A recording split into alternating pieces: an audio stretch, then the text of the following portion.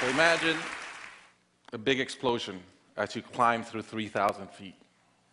Imagine a plane full of smoke. Imagine an engine going clack, clack, clack, clack, clack, clack, clack. Sounds scary. Well, I had a unique seat that day. I was sitting in 1D. I was the only one who could talk to the flight attendants. So I looked at them right away, and they said, no problem. We probably hit some birds. The pilot had already turned the plane around, and we weren't that far. You could see Manhattan. 2 minutes later, 3 things happened at the same time.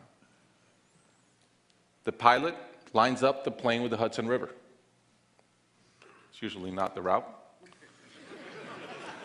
He turns off the engines. Now imagine being on a plane with no sound. And then he says 3 words, as unemotional 3 words as I've ever heard. He says, brace for impact. I didn't have to talk to the flight attendant anymore.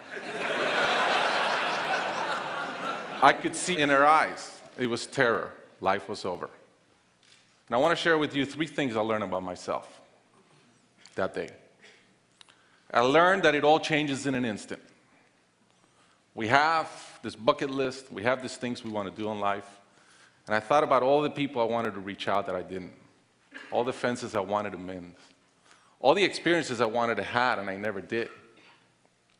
As I thought about that, later on I came up with a saying, which is, I collect bad wines. Because if the wine is ready and the person is there, I'm opening it. I no longer want to postpone anything in life. And that urgency, that purpose has really changed my life.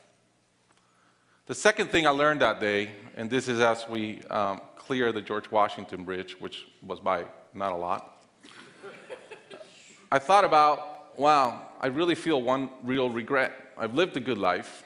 In my own humanity and mistakes, I've tried to get better at everything I've tried. But in my humanity, I also allow my ego to get in.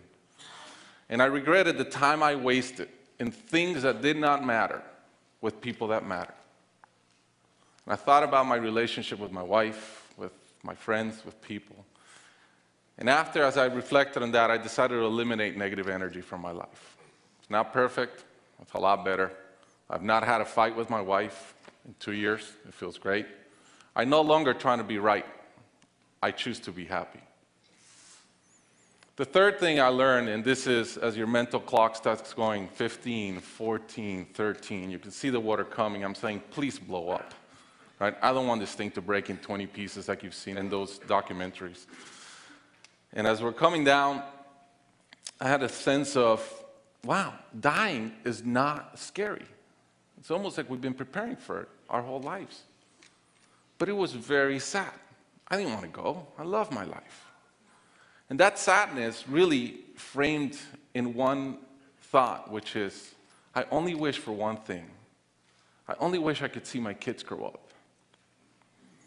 About a month later, I was in a performance by my daughter, first grader, not much artistic talent, yet.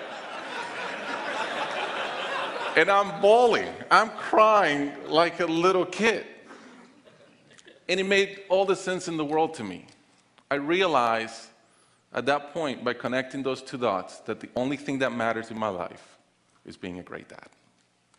Above all, the only goal I have in life is to be a good dad. I was given the gift of a miracle of not dying that day. I was given another gift, which was to be able to see into the future and come back and live differently.